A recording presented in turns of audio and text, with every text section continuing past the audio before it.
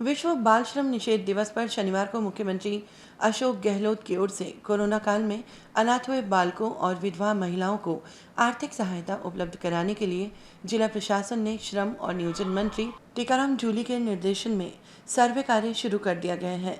रविवार को स्कीम 5 स्थित एक विधवा महिला के घर जाकर सहायता राशि भी उपलब्ध कराई गई। पेश है इस पर ये खास रिपोर्ट। सीएम की हाल ही में की गई घोषणाओं को अमली जामा पहनाने के लिए रविवार को नयाबास स्थित सामाजिक न्याय और अधिकारिता विभाग के सहायक निदेशक और अलवर एसडीएम योगेश डागुर के साथ जिला कलेक्टर और श्रम राज्य मंत्री ने एक विधवा महिला को स्कीम नंबर 5 स्थित उसके घर जाकर सरकार की ओर से 1 लाख रुपए की सहायता भी उपलब्ध कराई। इस मौके पर श्रम और नियोजन मंत्री टीकाराम जूली ने बताया कि मुख्यमंत्री अशोक गहलोत ने विश्व बाल श्रम निषेध दिवस पर बाल श्रम रोकने के लिए हाई पावर कमेटी का गठन करने के निर्देश दे दिए हैं। इस मौके पर श्रम और नियोजन मंत्री टीकाराम जूली ने बताया कि मुख्यमंत्री अशोक गहलोत ने विश्व बाल श्रम निषेध दिवस पर बाल श्रम रोकने के लिए हाई पावर कमेटी का गठन करने के निर्देश दिए हैं। वहीं अनाथ हुए बच्चों के लिए 2500 रुपये प्रतिमाह आर्थिक सहायता के अलावा 18 वर्ष की आयु पूरी करने पर 5 लाख रुपए की आर्थिक सहायता प्रदान करने की भी घोषणा की है। इसके लिए सर्वे कार्य किया जा रहा है।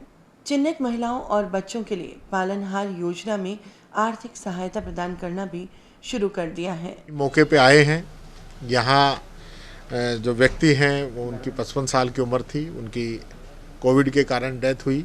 लगभग 20 दिन वो हॉस्पिटल में रहे थे।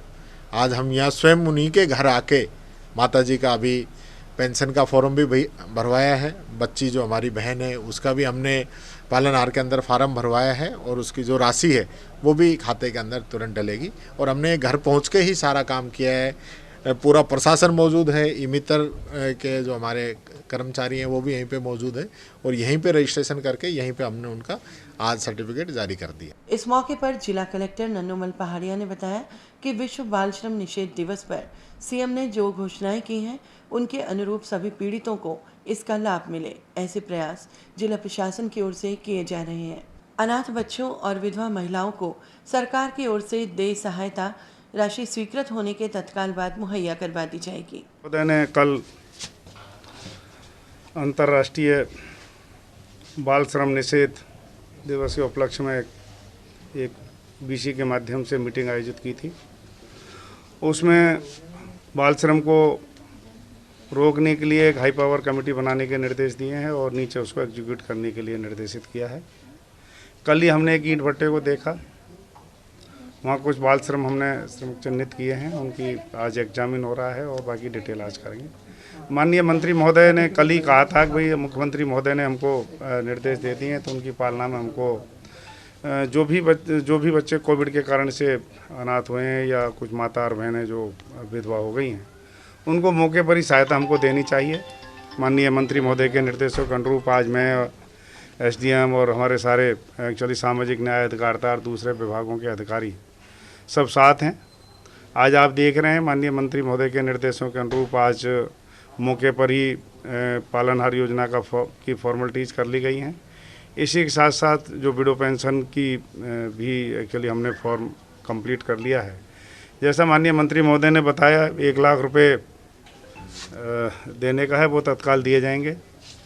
इसी के साथ साथ जब बच्ची 18 वर्ष से ऊपर हो जाएगी तो 5 लाख रुपए उनके फर्दर डेवलपमेंट विकास के लिए और उसकी पढ़ाई के लिए सरकार देगी। और अभी एक्चुअली जो बच्ची पढ़ रही है उसको पालनहार योजना में भी लाभान्वित किया जाएगा।